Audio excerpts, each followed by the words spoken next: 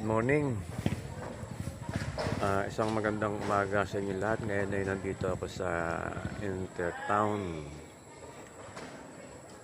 DYMG covered court. Atin tayo ng orientation para sa tupad. Alas 8 pa naman ang simula nito. Ayan. Ayan. Dito tayo ngayon sa likod. Tayo ngayon sa barangay hall ng Intertown Homeowners and Neighborhood Association. Ihanay pala ito.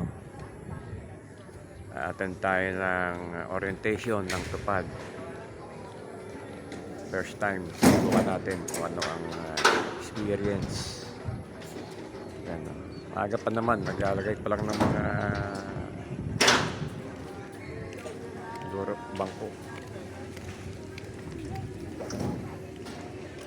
sa sulok na ito pero subdivision are.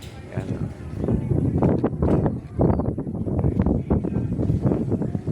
Kasi nyo meron silang grades ng basura.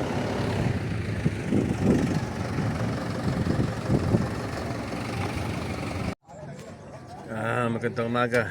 Nandito tayo ngayon sa DYMG covered court sa Intertown Subdivision. Attend tayo ng orientation ng tupad. Well, another experience. Alas 8 yung call time at mag-8 na. Usually matutuloy mga 9. Alam mo naman ng mga Pilipino pag sinabing alas 8, alas 9, alas 10 yun. Ayan. Sulok na tong lugar pero ganito talaga sa probinsya. Yung paligid nito ay kabukiran pa.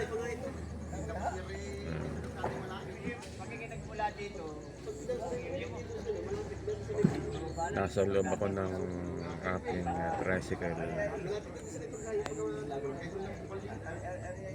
Ano daw ito mga 10 days. Hindi ko lang alam kung everyday at kung ilang oras daily. Wala, ito na lang natin para man karoon tayo ng break. Lagi na lang nasa loob ng bahay. Maraming attendee siguro dito. Buong Pagbilao, Quezon. May nakausap na ako taga Parsabangon. Kaya marahil ito ay meron ng unang ginawa ang tupad later early this year at dire-diretso lang uli. Ang tulong din para sa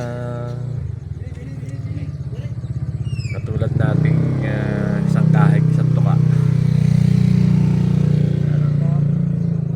Abangan lang natin yung pagsisimula ng orientation.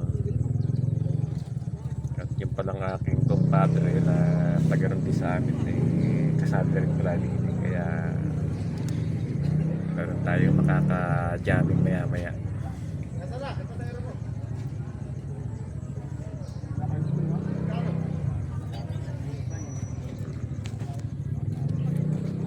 Wait. Hintayin lang natin yung oras. Baka naman magsisimula ito ng maaga. Of course, ang ating po House of Representatives sa Senate of the Philippines. Kasama po, of course, ang ating po First District Congressman, Mark Inverga. Ayan. Kaya po pwede po natin malapakan po sila.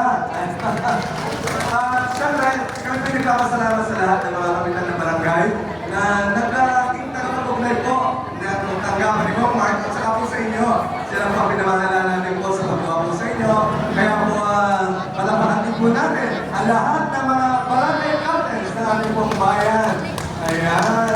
Opo, salamat po sa kanilang pag-iisa. And of course, alam po natin ang layunin po ng program ito ay upang matulungan ang marami natin po mga kababayan nang sa ganoon po ay mabigyan ng pagkakataon na maibsan ang mga hirap na nararamdaman po natin dulot po ng krisis na dumarating sa atin. Of course, sana nga po matapos na po yung giyera doon sa Middle East at sana nga po nagkasundo na ano po, yung Iran at saka Amerika. Parang kinakabaras pa, kaya po presyo ng pong gasolina at crudo. Kaya nagdudulot po na mataas ang presyo ng bilihin. At ito po, ito pong programa ito ay isa sa mga sabihin po natin na taglihan na pagtugon doon po sa problema ngayon na nagdudulot po ng hirap sa bawat isa po sa atin. And hindi lang naman po yun. Marami pong iba pang mga programa na dinadala po sa atin at yun po ay hindi po tinigilan at hinihituan natin po ang Congressman Mark Enverga para Mark ay po panatili po ng pagkakataon at lakas natin upang maitaguyin po natin ang ating sarili sa iba't ibang forma ng programa lalo tigit sa pagsasaan. Dahil kinikilala po niya yung yun po kahalagahan ng mga farmers po natin na nagpapakain sa bawat isa po sa atin. At lahat po ito ay programa din po naman ng ating Panginoon. Kaya Rika, tawagin na, every good things come from the Lord. Kaya po purihin po din natin ang ating Panginoon Diyos dahil hindi po siya nag-tigil para po tayo ay tulungan. At syempre po, binapo ako dahil may po kasabay pa na programa po ang ating pong bayan, ang ating pong bansa, yung pong Lawa Tinhi, ay kami po ay sasaglitin po doon para po matulungan kayo yung mga DSWD naman doon. Kung dito po ay sa Dole, sa kabila po naman ng mga venues na ating pong pupuntahan. Nakasama rin po si Commark, ayun po naman DSWD ang katuwang natin para po doon sa Lawa at Tinhi. Kaya po, as sinabi ko kanina, yung programs po ni Commark, hindi lamang po ito, kundi yung po pinabahan para matulungan ang mas maraming bilang ng mga mamamayan dito po sa unang distrito ng lalawigan ng Quezon. Mabuhay po ang bayan ng Pagbilao. Mabuhay ang unang distrito. Mabuhay po si Congressman Mark Enverga. Salamat po. Ayan, maraming salamat Kuya Manny. Talaga naman sa paliwanag mo. At syempre, mga kasama, dahil ang ating pong Vice Mayor ay may sesyon, kaya nakiusap na siyempre munang bumati sa inyo. At siyempre, tawagin na po natin patagalin. Tawagin po natin ang ating ama, ng ating bayan ng Pagbilao, Vice Mayor Wally Dapla. Kaya napalakpak. Magandang umaga ho sa inyo lahat. Gandang umaga naman. May lalakas mo ba yan? Good morning po sa inyo lahat. Morning. Ayan, kinagmantunin niyo na. Ngayon po ay araw ng Martes. Di pa ako nakapagpalmasal kaya mahina. Ang araw po ng Martes ay yan po ang nakalaan para sa pinatawag natin na regular session. Diba? Kami po ay may regular session ng alas 9 ng umaga. Kaya lang po, siyempre dahil ganun po tayo ditong klase ng mga activities. No, hindi lang po ito ang nangyayari ngayong araw na ito sapagkat sa ibang barangay. No, actually, barangay Bumal pa rin. Sa Golden Meadows, meron din pong gagawin doon orientation para sa isa pa hong programa na tinatawag po natin na Lawa at Tinhi. At maya-maya din ho, ngayon din umaga, meron din hong gagawin orientation ng Lawa at Tinhi. Doon naman po silang Balikboy. Ito kasi yung cluster na nag-cater doon po sa mga barangays, kagaya po ng Binhaan, silang Balikboy, Galurang Balikboy, at saka po yung dalawang pulo. I'm not sure kung even Pasabakon ay mapapasama po doon. Kung hindi naman po, dito po yun siguro sa Golden Meadows. Ano po? So sige ho, ganito hindi ko masyadong pakakatagalan sapagkat ako po'y mahuhuli sa ating regular session. Of course, pagbati ho sa lahat ng ating kasamahan na narito, kanina lamang ho nagsalita ang ating dati mo Vice Mayor at dati ng Konsehal, si Konsehal Manny Luna. Of course, kasama din po natin sa regular, kasama niyang bayan, si Konsehal Luce, Sir Edgar Televisa, lahat po ng ating mga kasamahan mula po sa tanggapan ng ating Congressman Mark Enverga. At iintay lang ho natin ngayon ang pagdating ho ng Chief of Staff ng ating pong Congressman Mark Enverga na si Sir Salvi Garigues. Bagaman, wala pa po ngayon, ako po tutuloy na rin sa aking nais sabihin. Gusto ko lang mas matalahin yung pagkakataon para po yung posahin. Diba? Sino ho dito ang first time na mapasama ko sa tupad? Wow.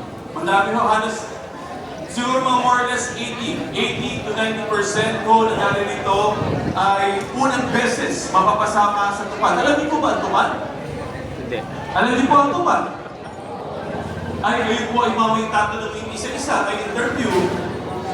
Yung po makasagot, kasama. Yung hindi po makasagot, kasama pa rin. Ayan, ano po? Okay, hindi ko ho ipipreempt yun ho pagbibigay ho ng orientation. Kaya po kayo narito para i-screen din yung inyong mga dokumento and hopefully, lahat po ng narito ay magka-qualify. Doon po sa tupad program, ito ho ay under ng ating DOLE. No? So kaya naman po, mamaya hindi ko na sasabihin kung ano yung tupad, ano yung ginagawa, ano yung responsibilidad. Bagamat alam natin, pero dadating po ang mga kinatawan mula po sa DOLE para po sila ang lubos na magpaliwanag sa inyo kung ano po yung tupad at ano po yung i-expect sa inyo. No? So hindi po ito simple ayuda na binibigay po ng ating nasyonal na pamahalaan. Ito po ay meron hong expectation mula po sa inyo. Ano? Kumbaga ito ho ay pansamantala na trabaho na ibibigay. Siyempre, dahil meron hong trabaho, meron din dapat sweldo. Ano po? Yun po yung tinatawag mo. Yun po basically yung nakapaloob sa tupad. So kaya naman po sana, pag lahat po kayo ay magstay dito, tapusin po natin yung orientation so that tayo po lahat will be aware. At siyempre, ito pong lahat ng ito ay napangyari sa tulong po ng ating minamahal na Congressman Mark Enverga. Kaya pala naman natin Congressman Mark Enverga. Alam niyo naman ho, for the past years, no? For the past several years, talagang napakalaking tulong ho. No? Napakalaking tulong at bentahin po sa ating munisipalidad, sa ating lugar, na nandiyan po si Congressman Mark Enverga sapagkat iba ho kapag ka masigasig at masipag ang kongresista ng ating unang distrito. Tama po ba yun? Sapagkat parati ho available ang mga programa mula po sa nasyonal papunta po sa atin. Diba? Mapaganitong programa, mapapagpapatayo ng mga paaralan, ng mga court, at kung ano-ano pa, parating handang tumulong ang ating Congressman Mark Enverga. Kaya ho, Congressman Mark Enverga, maraming salamat po of course sa bumubuo ng DOLE at sa national government. Maraming salamat po sa inyo. Ha? At kami naman po, konti lamang hong segue. No? Kayo po ba ay nanonood ng session? Nanonood po kayo ng session o hindi? Busy? Oo. Kami po sa amin sa Sangguniang Bayan ng Pagbilao, no? Ginagawa po namin ang regular session every Tuesday. Kagaya po na sinabi ko kanina. At ito po ay parating nakalag. Okay, kung napansin po ninyo, nilalive po namin. Bakit po? Bakit po namin nilalive? Sapagkat ang gusto po namin, ang bawat isang pagbilawin ay makiisa at makisawsaw. Ha? Gusto po namin meron pong diskusyon na magaganap every time kami po ay nagkakanda ng session. Okay? Sa batas po natin, tungkulin po namin bilang miyembro ng Sangguniang Bayan na ibukas ang Sangguniang Bayan, especially yung ating sesyon sa mas maraming tao. Sapagkat karapatan po ninyong malaman kung ano ang nangyayari sa bayan ng Pagbilao. Kaya po ito nakalive para po kahit hindi kayo makapunta doon po sa ating loob ng session hall, paano niyo pong marinig kung ano po ang pinag-uusapan. So kesa po tayo ay naghahanap lamang ng mga viral, ng mga videos. Ako po inaanyayahan ko kayo, makinig po kayo ng ating session para po marinig din po ninyo, no? Kung ano po yung pinag-uusapan, ano po yung mahalagang mga diskusyon na ginagawa natin sapagkat dapat po ang bawat isang pagbilawin ay merong pakialam. Tama po ba? Oo, ha? Okay naman manood tayo ng mga anong video sa Facebook, pero kapag meron tayong session na ginagawa, manoodin po kayo. Kasi gusto po namin na narinig yung inyong boses, kaya minsan kahit feeling namin, binabash na kami, okay lang mo yun. Hindi ho namin pinapabura, lalo na kung halimbawa yung argumento ay maganda at tama. In fact, binabasa ko po yung mga comments doon sapagkat doon po kami nakakakuha sa kinakaharap po ng ating mga kababayan na pwede mo natin matulungan sa pamamagitan po ng pagsulong ng resolusyon at saka po ng ordinansa. So hopefully, hopefully kayo po ay manood. Kung hindi po ninyo napanood ng live, yun po ay nandoon for at least 1 month. Yun po ay nandoon sa Facebook namin for 1 month. Okay? Pwede po ba? Pwede po ba? Pwede! Oo, ha? Gusto namin makialam kayo. Hindi namin ina-expect na parati yung maganda yung ating usapan. Kung meron po kayo gustong ipaabot po ninyo sa amin kahit po sa comment. Basta po meron parating respeto at paggalang yung pamamaraan po ng paglalakad ng argumento, okay na okay po yun sa amin. Ha? Huwag lamang po tayo magbabastusan, huwag lamang po magbabash, ha? Kung baga gusto namin marinig kung ano po yung inyong kilig. Pwede po ba yun? Oo. At rest assured, kami po sa Sangguniang Bayan ay talaga ho pinipilit na tumugon sa ating mga pangailangan. Dahil nga lamang ho, gusto ko lang mo liwanagin, pag Sangguniang Bayan kami po ay ang aming pong mandato ay gumawa po ng batas. Hindi po kami papatupad ng mga programa, kaya po hindi at all times kami po ay makikita ninyo bumababa para magbaba ng programa sapagkat yun po ay mandato ng ating punong bayan, pero kami po yung tahimik na gumagawa ng trabaho at sumusuporta sa lahat ng programa ng ating punong bayan. Kami po ang nag-a-aproba ng budget, kami po ang nag-a-aproba ng mga programa na ibababaho ng ating punong bayan. Kaya po, ito po yung pinapaliwanag ko sa inyo, ito po yung dynamics sa loob ng ating lokal na pamahalaan. So huli ho, hindi ko na ho masyadong nakakatagalan.